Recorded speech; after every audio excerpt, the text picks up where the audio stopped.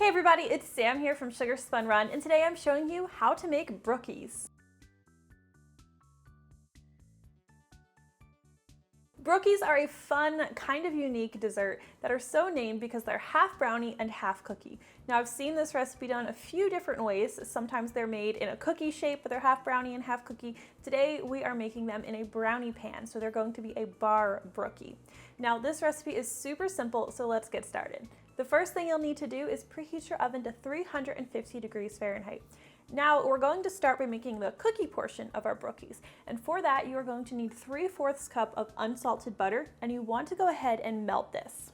To our butter we're going to add 2/3 cup of tightly packed brown sugar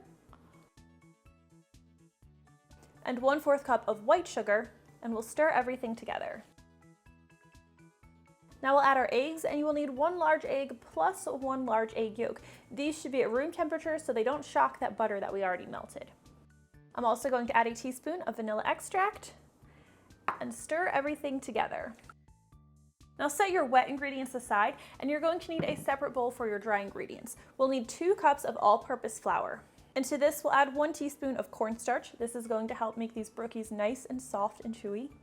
3/4 teaspoon of salt, and 1/4 teaspoon of baking powder. Stir everything together, and now we'll stir our dry ingredients into our wet ingredients. You want to stir these together until they're completely combined. Now we'll stir in 1 cup of semi-sweet chocolate chips. Alright, our cookie dough is prepared, so we're just going to set this to the side for now, and we are going to prepare our brownie batter next. Now this is pretty simple. You are going to need a large heat-proof bowl. And to that bowl, we are going to add 12 tablespoons of unsalted butter. And as you can see here, I've cut these up into tablespoon-sized pieces. To the butter, we're going to add 1/2 cup of semi-sweet chocolate chips. And this is going over to our microwave, where we are going to heat it in 20-second increments, stirring really well in between until the butter and chocolate are completely melted and your mixture is smooth. Once these are melted, we're going to stir in 1/2 cup of cocoa powder. Next, we'll add 1 cup of tightly packed brown sugar and 1/2 cup of granulated sugar. We'll stir these together. Next, you'll need your eggs, and you want these to be at room temperature. We are using 2 large eggs, plus we are using an additional egg yolk. I love using an extra yolk in a lot of my recipes. It helps make the resulting recipe nice and chewy. I'll also add 1 teaspoon of vanilla extract, and we'll stir everything together really well. This smells really good right now.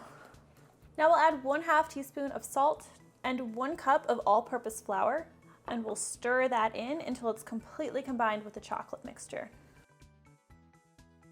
Now this is optional, but I love having extra chocolate chips in my brownies, so I'm going to be adding 1/2 cup of mini chocolate chips into my batter. Stir that in. Now we have our cookie batters prepped, so the next thing we are going to need to bake our brookies is a 9 by 13 baking dish. Now I'm going to go ahead and just lightly grease the bottom and sides of this with some baking spray. And I'll just alternate dropping each batter into the pan. And this doesn't need to be uniform. We're going to be swirling everything together with a knife. Now we'll use a butter knife just to swirl the batters together. Make sure we fill in any gaps and try to keep this batter nice and even on top. And by that I just mean you don't want to have a big pile of batter in one place and really shallow amount of batter in another. I always also like to top my brookies off with a few extra chocolate chips. Okay, our brookies are now ready to bake, so these are going to go into our 350 degree Fahrenheit oven, where they'll need to bake for about 35 to 40 minutes. The best way to tell that they're done is if you insert a toothpick in the center. It should come out clean, or preferably with a few moist crumbs. Do not overbake these brookies or they will be dry and crumbly. Now all that's left to do is let these brookies cool completely in their pan before digging in. I am not quite that patient, so these have had about 20, maybe 30 minutes to cool, and I'm going to go ahead and dig in. Man, this is still warm, but it looks so good. That is how you make brookies. I really hope you guys enjoyed today's recipe, and if you tried this one out, please let me know what you think. Thank you guys so much for watching, and I will see you next time.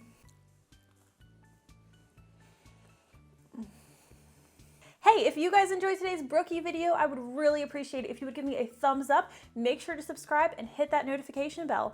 Also, if you enjoyed today's recipe, here's a few others you might like as well.